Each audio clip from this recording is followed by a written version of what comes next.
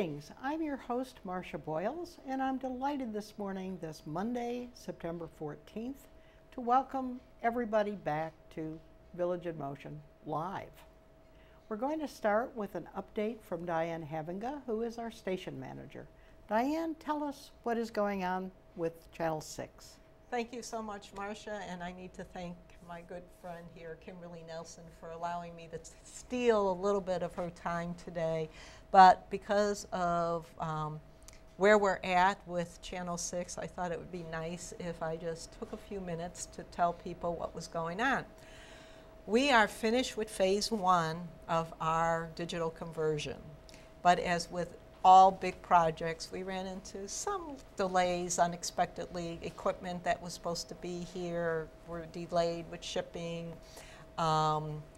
So we decided, since we have this thing called the GALA, which Kimberly will be talking more about, Yes, and taking your phone calls, we decided that it would be good for us to pause until after GALA. So if you came by Channel 6, you will see that we're still in the midst of construction. Things are kind of upside down. We have boxes all over the place. We have hidden boxes so people won't see them. But we do have new equipment. You will see a complete change in the control room. But we're only, I'm going to say, maybe 50% there. So we've decided we're pausing because we have a very exciting live gala production coming up on Friday, September 25th, and we didn't want to jeopardize that production with having something that, you know, may have, I wouldn't say gone wrong, but may have unexpectedly interrupted that production. So instead, we're going to take this pause. We're going to continue to work, but nothing's really going to happen in terms of the digital aspect until after gala. So you're entirely then beginning all live shows Yes. every day? Yes. We did, as you mentioned, we took a month off. We were still here working hard. We did have an opportunity, though, to go back into our archives and revisit a lot of our shows over the last 10 years. All of them that we revisited had won a Telly Award, and some old familiar faces. Exactly. And I will have to say, we just received tremendous support and positive feedback from our viewers, either by email, phone calls, people stopping in or stopping me in the hallway saying, wow, that was such a wonderful program. I was so happy to see it again. So it was a wonderful opportunity to go back and revisit all those old shows. Exactly. But now we're back, we're live. We will continue moving forward with our normal schedule. With our normal schedule. We might, as the once we get back into actual digital conversion mode, which will happen really the 1st of October, there may be 1 or 2 days where we may have to again pause because electrical equipment needs to be switched, and we don't want to be doing that. So in the meantime, Diane, people will not see a difference when they, the programs will not look any different now. Exactly. When is your estimate of completion of the digital mode? The second phase of our project, I'm going to say October 31st. It may be sooner, but I don't want to, you know, promise something that I can't deliver. People might say, wow, that's an awfully long time, but it isn't really. It's like in about 2.5 weeks, we'll be in October, which is scary. Now, the other question that I know folks are going to ask is about their ability to access Channel 6 not through the regular remote that we have for DirecTV. And do you want to speak to that? Can we continue using the same system we're using? You're going to continue as you were before we started this, and you will always be able to get our channels through what they call the local channel lineup.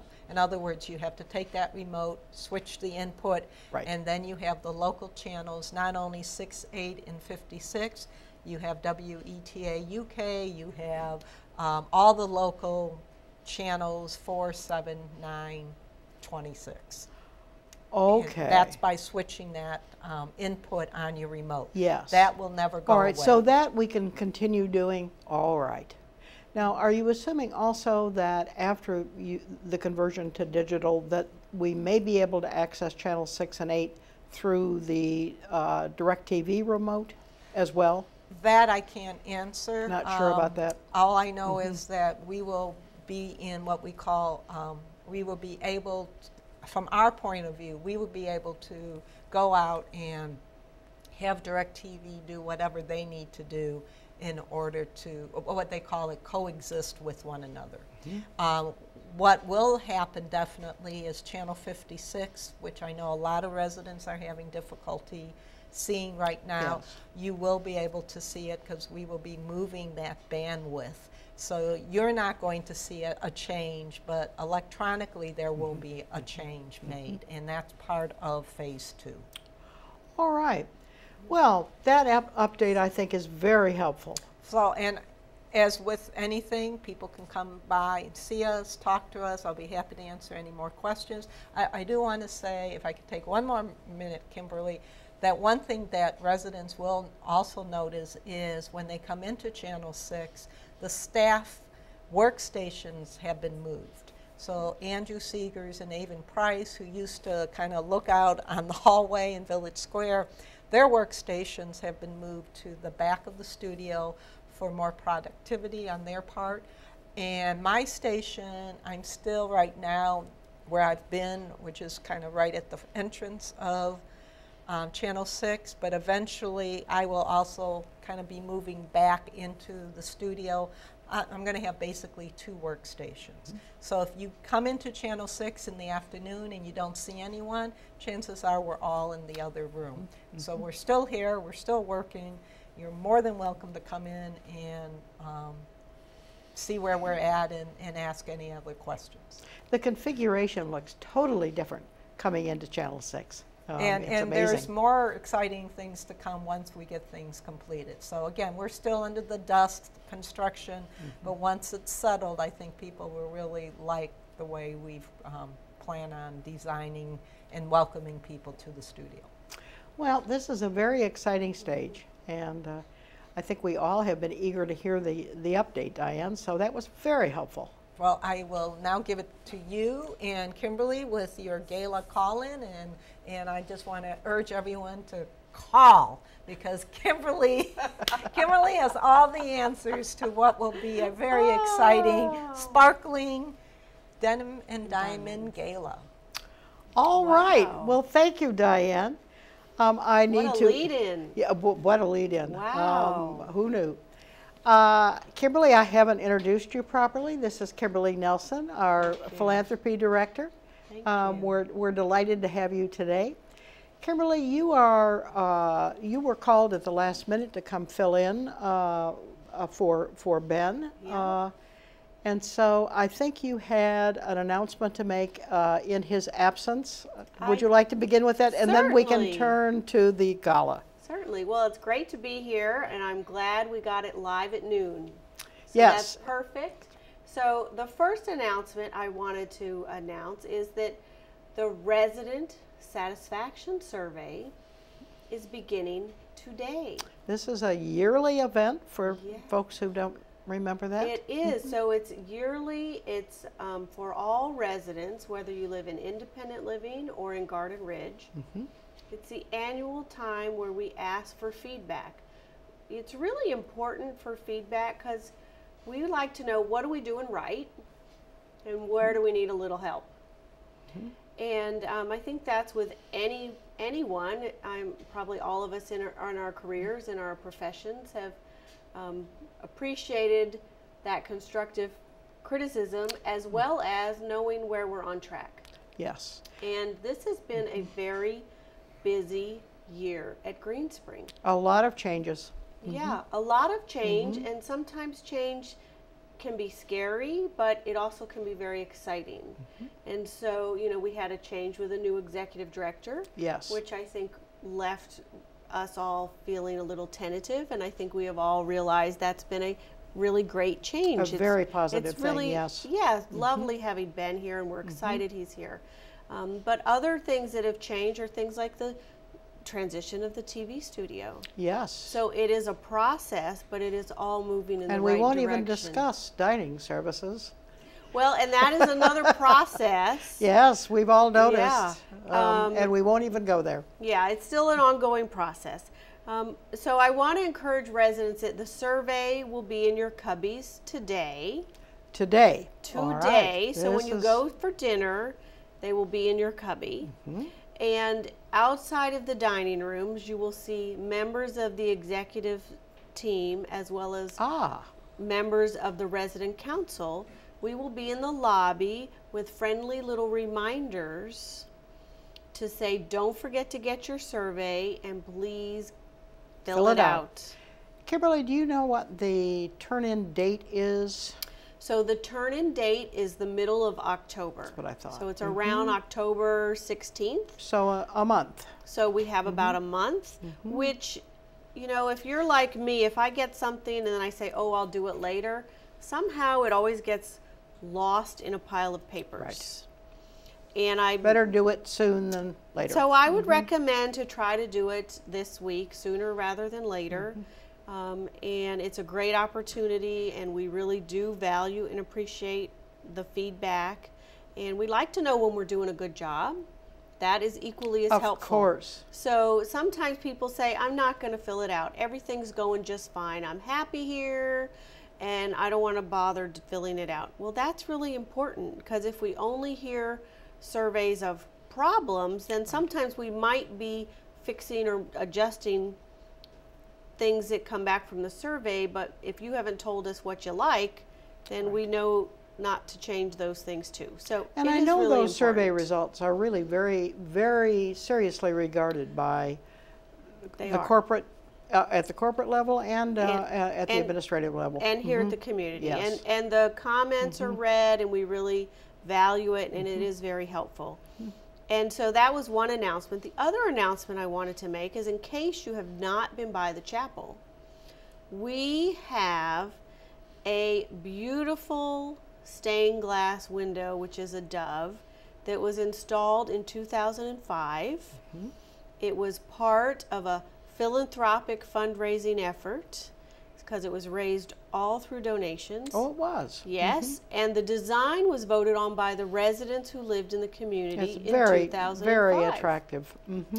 And back in 2005, we had some little differences in framing and architecture, where we had this bar that was much bigger than we had initially designed and intended. And we're very excited that because we needed to do some resealing of that window over time, we went back to the designer and said, can we do something different with the framing so that we can get rid of that bar? Yes, which went right across the, it bisected it. Right in the middle. And we were able to do that. So they've redone the framing. It is the original window, but of course, because the bar was in the middle, you know, you can't really sew stained glass together. Right. So they had to sort of readjust and make some bigger pieces to sort of compensate and adjust. But it is the original window. It has been reinstalled. And I think the nice thing for the community to know is that it was also done through philanthropic dollars. Yes. So when the window was originally done, we raised additional monies in case of a crack, a break, repair of some sort. And here we are. So there was a slush fund for the window. Yes. Who so knew? It was very purposeful. It was all part of the philanthropic plan, and it's been sitting there waiting for this day.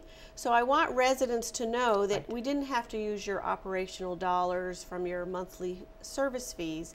It really was money that had been raised, for the most part, back in 2005. Designated for the upkeep. Designated and held for that purpose. So that really was a great example of how sometimes you say, gosh, we're raising more money than we need. And you're right, sometimes we do, but there is a reason behind it. And so many residents who weren't here in 2005, or Right. even if you were, may have not realized that because it's been a bit of time. So I did want to stress, please see the window, Yes. and please know that the reinstallation cost was also part of the philanthropic dollars that were raised back in 2005. All right. Well, that's an So- interesting and important piece of information that I don't Yeah. think most of us had. Yeah, may not have realized. And so as we talk about fundraising, I thought that would be a great segue Yes, from the window of course. to the gala. Yes. Now tell us when the gala is. So the gala is coming up on Friday, September 25th. The theme is Denim and Diamonds. And that theme was done in 2004 here at Green Spring. Oh, it was. It was. And when we did a survey last year with the residents, a lot of residents who had been here for that gala said, bring that theme back. It was just such a fun theme. It was something different. Now, And, Kimberly, I'm curious how many folks move here with denim in their wardrobes? well, I'm not sure how many come with denim, but you have blue that has a denim shade, which is perfect.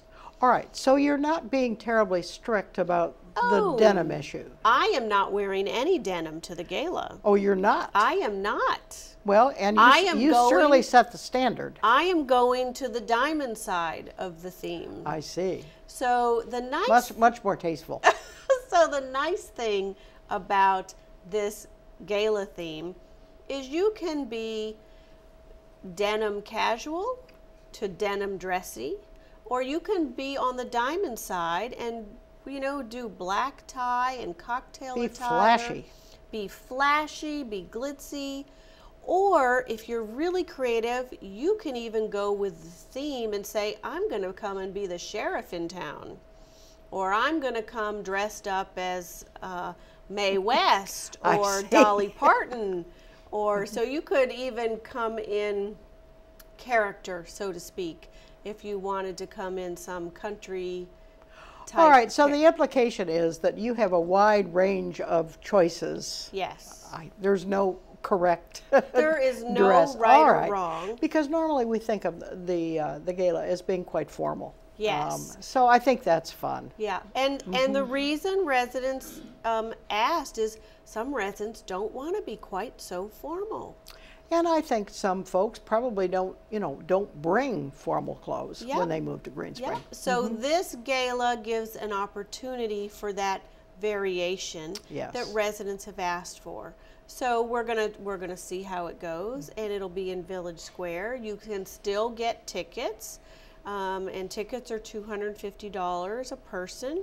But if you say, you know what, I can't get a ticket, I have a conflict, I'm not sure I'm going to come, then we'd really ask residents to consider just making a charitable donation. Right now, 28% of our households have contributed to the gala. So that means we've got another chunk of 62%, if my math is 6, 7, 8, 9, 72%. 72%. Ooh, my math was wrong.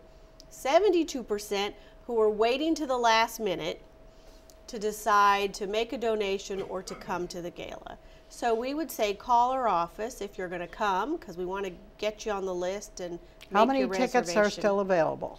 Right now we have 240 people coming to the gala, and according to dining, and because we're using all of Village Square and we're modifying the seating into the lobby and some other areas, we can easily do over 300 for the gala all right. with seating without a problem. So there is still plenty of room if someone is interested in coming. Now tell us what is involved. Is there a dinner? Is there a cocktail hour? What? Yeah, so the gala this year is really, again, based on resident suggestions, that we're going to do it a little differently. So it's Village Square, upstairs and down. There are buffet food stations where we'll have small plates. So instead of having a big, heavy plate, you'll have small plates for each station, and each station is sort of self-contained. You could make a whole meal out of one station. But if you want to taste test and sample them all, then you finish your plate and then go to another. Different types of food. Yep. And you could go to those stations. And so there will be a casino. You cannot have Denim and Diamonds without a saloon casino of some sort. Of course not. So we will have that with funny money. So not real money for those who are wanting to play poker and bet. We'll have funny money, and we'll have prizes at the end of the night. Are there door prizes as well? So there'll be like raffle ticket prizes, so that the more you win, the more chances of winning a prize. I see. All right. Okay. This is what you do with your funny money. With your funny money. And there, of course, is a live band and dancing. And then we also... What kind of music? So it is a country band that plays a wide range of old and new music. The leader of the band is a songwriter. He's out of Maryland, and he has been a recipient of Songwriter of the Year with the Country Music Association. So he writes songs for probably a lot of the country music people you hear on the radio. Really? Now, how does one dance to country music? I'm not... Well, so country music, some people do line dancing. That's what I was going to ask. But a lot of time it's swing. So you think of Really? swing. Yes, you can do a lot of swing type music to country. And we, of course, do a lot of slow music because, you know, country music, we all have these slow songs. So that is all the same no matter what. So you can do a foxtrot or a two-step. Or you can do swing, for example. Those are easy. Swing is also the same as jitterbug or jive. Yep, All exactly. right. So it should feel right at home. And then, of course, we're going to have a live show in the theater. Oh. We have Johnny Cash and June Carter coming to Greenspring. Really? Who knew? Who knew? No, Kimberly. Who is playing? So this is Impersonators. Yes. All right. Thank you. But I for a second I took you seriously. Yeah. So he is out of Pennsylvania, and is very well known. Does a national tour all across the country, and does a lot of Johnny Cash. So should be very exciting. So it will be really the music of Johnny Cash sort of through his life. So it'll be a 45-minute set with an intermission, and then a second totally different 45-minute set. So if you really like the music, you can go to both parts of the program. Or if you are saying, I want to do the casino and then I want to catch the second show, you'll know how to do that. And in the meantime, you can be sitting around eating. Oh, eating and gambling. Drinking. And there's going to be roaming characters. And of course, Channel 6 is going to be live out of the lobby. So we're going to broadcast live, just like the red carpet. I had no idea it was going to be live. Yes, live out of the red carpet. Now, I assume that there are drinks. There are always a bar beverages. Of some sort? Anytime you think of country, there is always adult beverages. Yes, there surely should be. So that will be involved as well. So it really should be something for everyone. But really the whole spirit of the day and of the event is really to raise money for the Benevolent Care Fund. Yes. Since Greenspring opened, over $6.1 million have been used helping Greenspring neighbors continue to live here at Greenspring. Yes. Who have had financial hardship. And so the nice thing about the event is, yes, it's fun. Yes, it's a big party in a sense, but it is really for a great cause. There's a serious purpose, yes. Yes, and it is really neighbors helping neighbors, staff and vendors, all getting behind the Benevolent Care Fund, which is so important to our culture here of helping one another. As a nonprofit, it is a cornerstone to our mission. And we just really invite all residents to say, let me get behind it in whatever way is good for you. So if you don't want to come, please come. If you want to make a donation, please make a donation. If you say, things are a little tight, I would like to leave something maybe through my estate, because maybe things are tight now, but if I have money later, I'll leave something through my estate, then talk to me about it and we can sort of talk through options and see what works.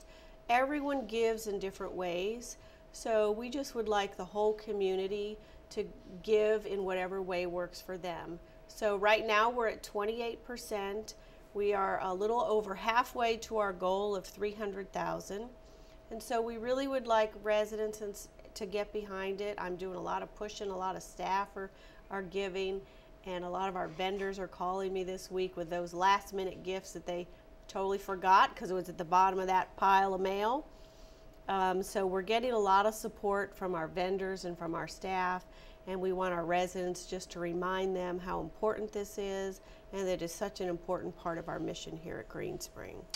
Well, I think it gives us a great feeling of security, Kimberly, knowing that if we run out of money, that you have our back. Yep, we do. Or that the fund has our back. Yes, it does. And it is confidential. So I don't even know who is using the fund. Now that's administered through administration finance and administration. Yes. Yep. So that is the other really nice part of the program. You know, residents or their families who are needing this, they're talking with Ben or Brian in administration. It is a very confidential process, and really those two people and finance are the three who know. Yes. Who might be needing it now or in the future. And that is such a nice feeling for a resident to know that care and services and nothing changes if you're on the Benevolent Care Fund.